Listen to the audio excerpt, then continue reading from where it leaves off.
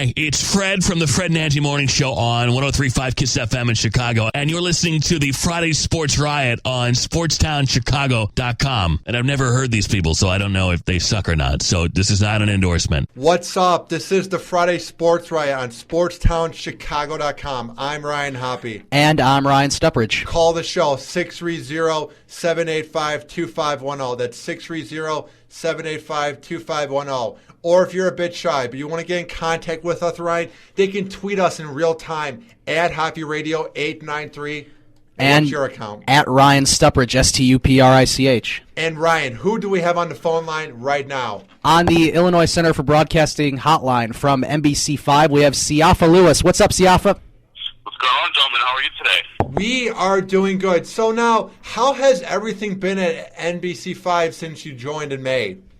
Well, the station is absolutely tremendous. The people there have been so nice, exceedingly nice, and I'm very appreciative of the opportunity to work with such a great group of people. And even the greater media in the Chicagoland area as a whole has been very, very welcoming. So I'm honored, thrilled to be here, and it's an amazing sports town, as you all know.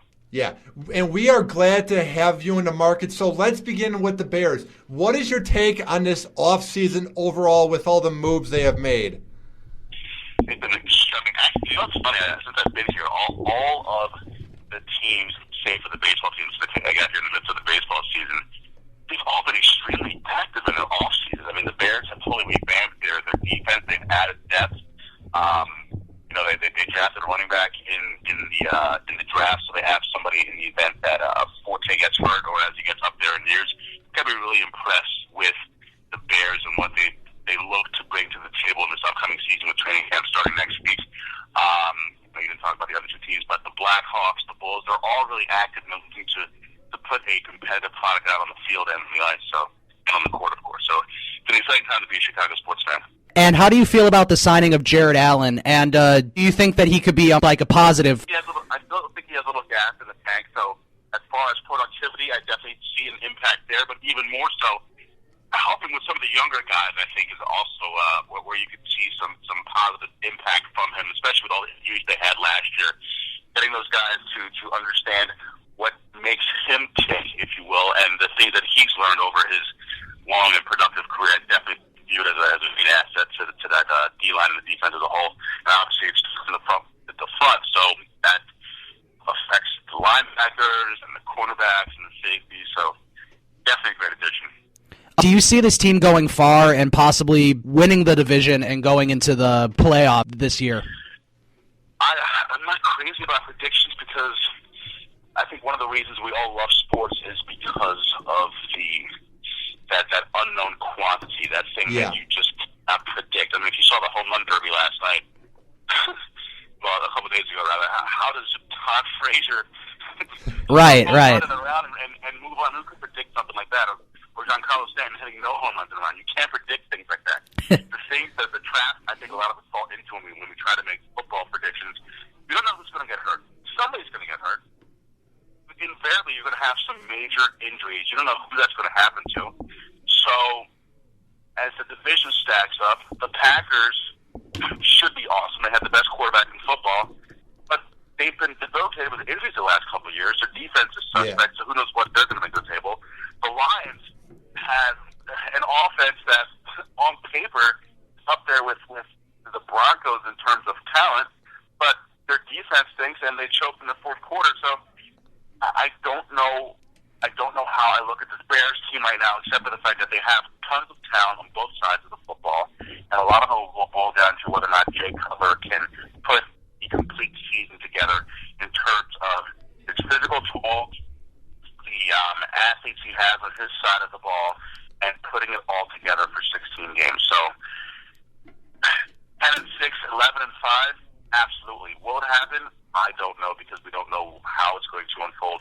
And when you look at the schedule, there are always teams that are going to be better than you think, and there are going to be teams that are worse than you think. Again, injuries, things are just not going the right way, so it's really, really hard to predict. But if it should be a very good season for the Bears, just a matter of whether or not they do it.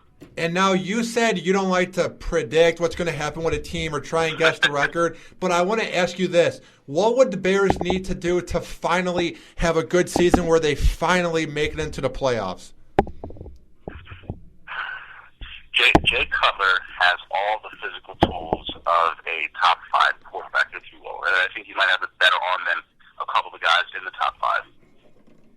Yeah. I think watching him, obviously we know how smart he is. I think sometimes he tries to do more than he should.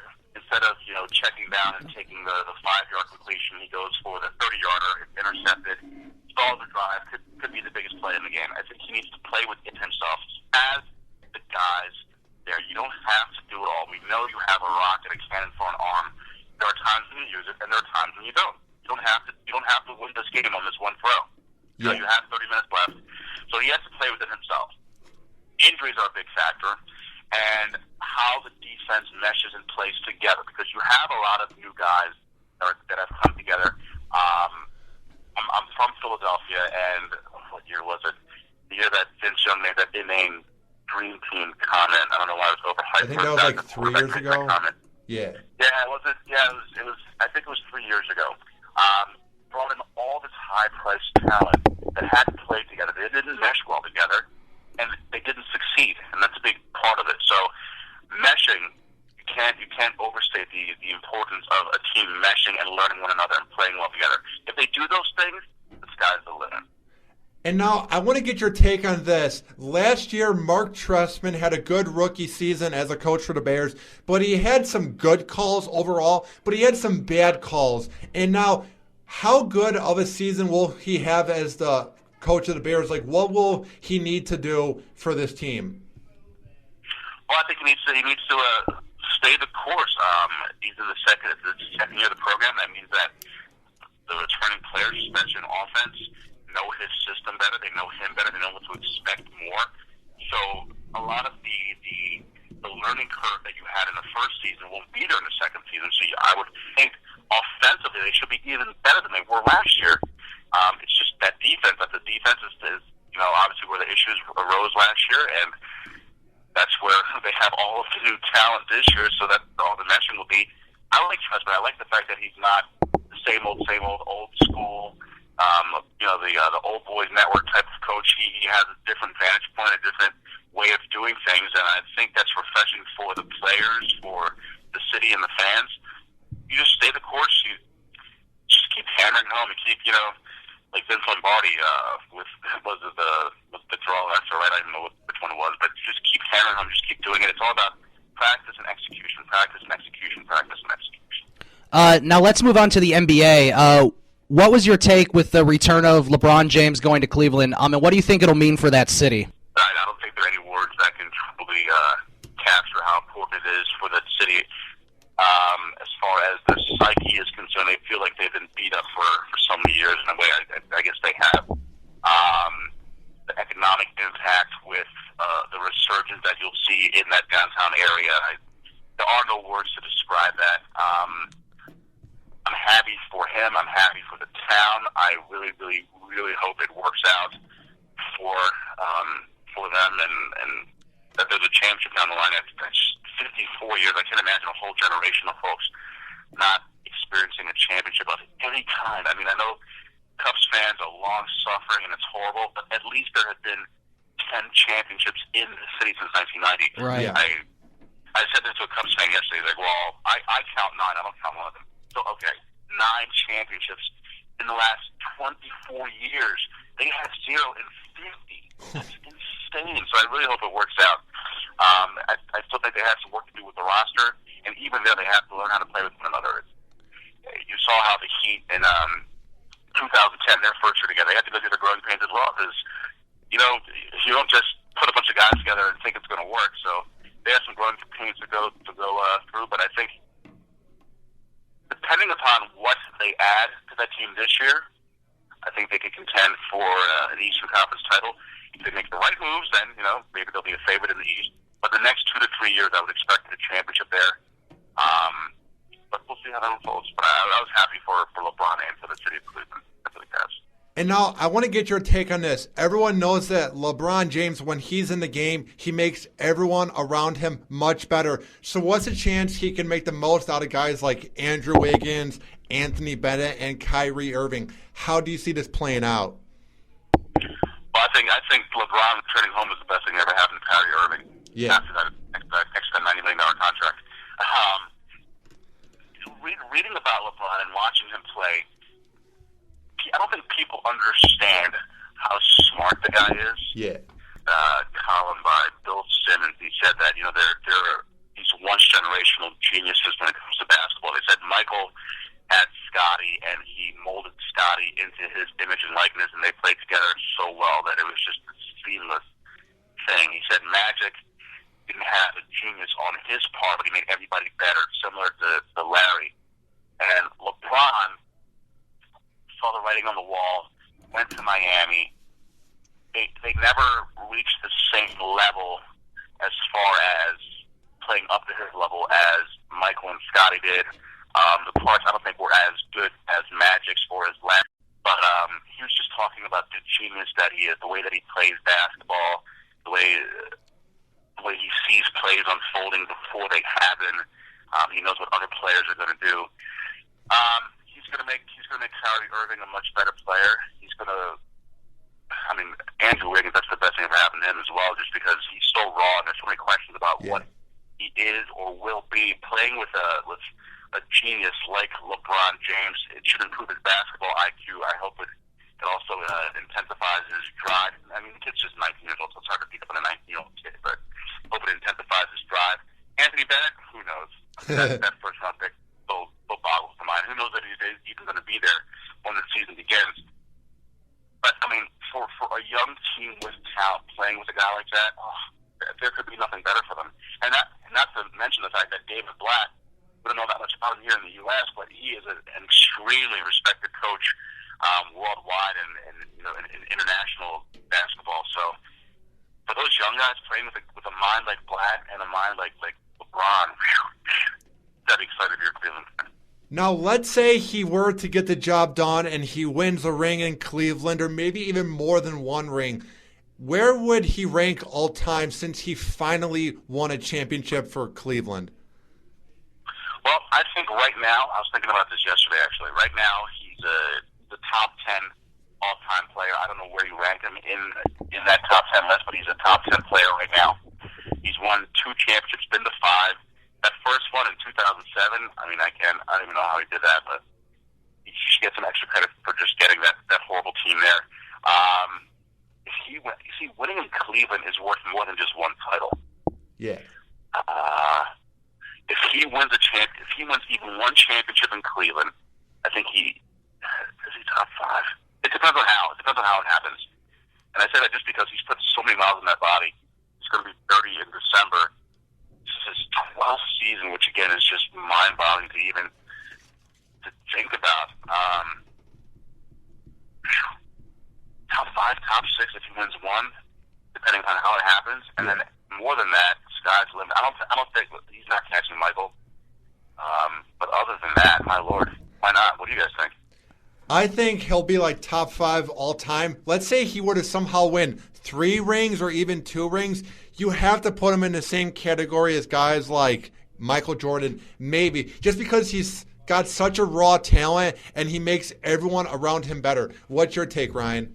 I also agree with that. I think he'll definitely be number 2 by the time it's all said and done, and he possibly could be tied with Jordan up there, depending on how many rings he wins. If he wins 6, then he's tied with Jordan in the ring count. So, yeah, I think it's a safe bet that he'll definitely be the second, if not the greatest NBA player of all time. That's interesting. As Chicago guys, the 6-0 doesn't you don't place more value on the 6-0, never having gone to his 7th game versus losing 3 already. I'm not. Right? Yeah. That's a good point, but to me, he had a bad squad when he lost to the Spurs in 2007. Like, he made the most of that team, and he was one of the only players that showed up in that series. And then this year, Dwayne Wade was bad. Chris Bosh wasn't all there at times, and that whole squad again choked. So I think if he were to win 6, he would be tied with Michael just because he's the one player that was good on these teams that didn't win rings in the championship. What do you think? That's totally fair. I mean, Jordan, we all know how great he was, but I was reading something the other day that said that the year after he left, after the third title, he left to pursue his baseball exploits, and I think they won 2 less games after he left. Can you imagine if LeBron left, that Heat team that we saw in the finals, if that exact same team played next season? I don't know how many games they win, but I know it'd be more than 2 games less than they won with James. So it's interesting. It's an awesome argument because there is no right or wrong answer per se. Yeah. I engage in it quite often, but it's compelling. It's great. Now, before we let you go, I want to get your take on this real quick. How good will Jabari Parker be in the league, and could he possibly take over Milwaukee and finally be the shining part for a pretty bad Milwaukee Bucks franchise? Well, of the big 3 in the draft that night, he was the most complete player heading into the pros. I don't know what he's going to bring to the table defensively. I think he has that desire, that burning desire inside the it factor that a lot of guys have that may not have all the physical tools of other guys. Kind of like a Jeter versus an A-Rod. I think Jeter had that it factor. Jabari does have physical tools, obviously, but he's not a specimen like A-Rod was compared to Jeter, if you will. I think he'll do well. I think he'll do well up there. I don't know how I feel about the Jason Kidd move. Yeah. And what it portends for the organization when you have an owner firing one coach for no other reason than you want your buddy to coach there. I don't know what. I don't like that whole situation. It all makes me feel very uneasy. But I like Jabari. I think he's like I said, he has that it factor. He's a scorer. He's a smart player. He's a basketball player. Again, depending upon the pieces they surround him with, absolutely, I think he'd be the man up there. And before we let you go, Siafa, where can people find your work online and on television? Online is a good question. I'm really not sure because I don't think we put our pieces online at Channel 5. But NBCChicago.com, we do every now and then. We do like iPhone or mobile casting, if you will. Right. And then NBC5, I anchor Friday, Saturday, and Sunday nights, including Sports Sunday at 10:30 with Mike Adamley and me. We love that show just because we can really get into the nitty-gritty more than we can in like a 2.5 to 3 minute sportscast.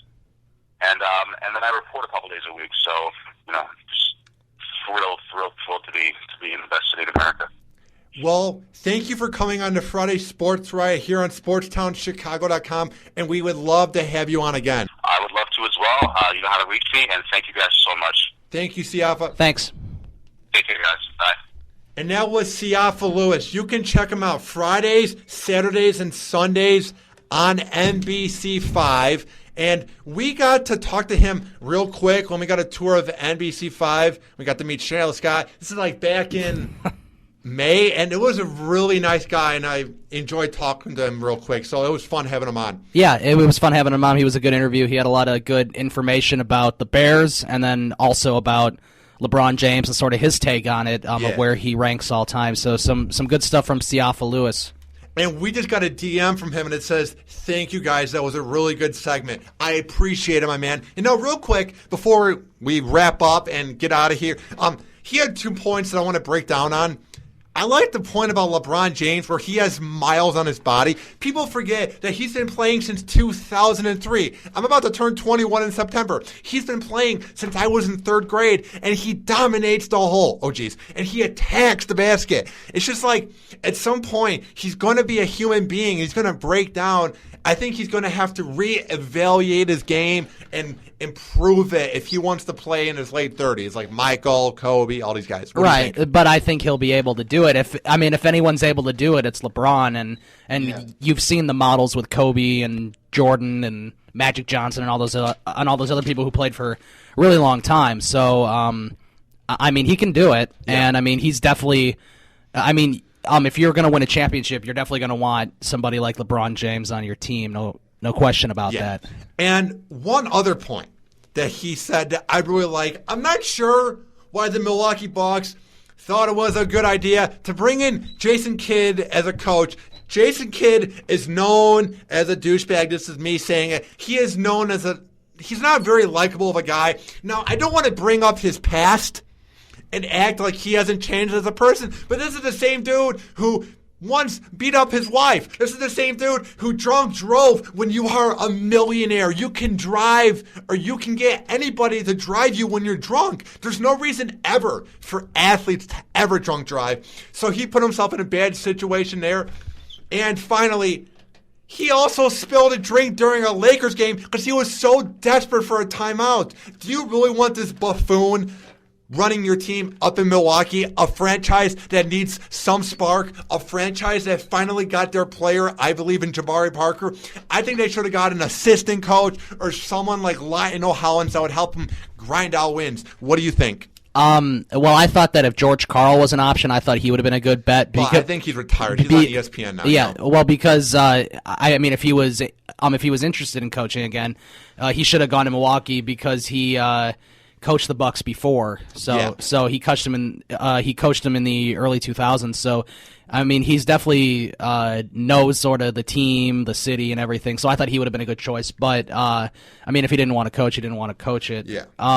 But I mean, Jason Kidd was not the best option out there. There was Lionel Hollins, and there was just, you could have a first-year coach like the Cavs are going to have in David Blatt. So, I mean, and I know David Blatt's coached over in Europe before, but, you're going to have I think you're going to see some issues with Jason Kidd, and I'm not sure if he's going to be there for the long run if the Bucks do improve and get good. Well, Ryan, here's my final point before we get out of here. I'm pretty sure my right hand would be a better coach than Jason Kidd for the Bucks. This has been the Friday Sports Riot here on SportsTownChicago.com. I'm Ryan Hoppy. I'm Ryan Stuprich. Peace out, folks. The Friday Sports Riot on SportsTownChicago.com.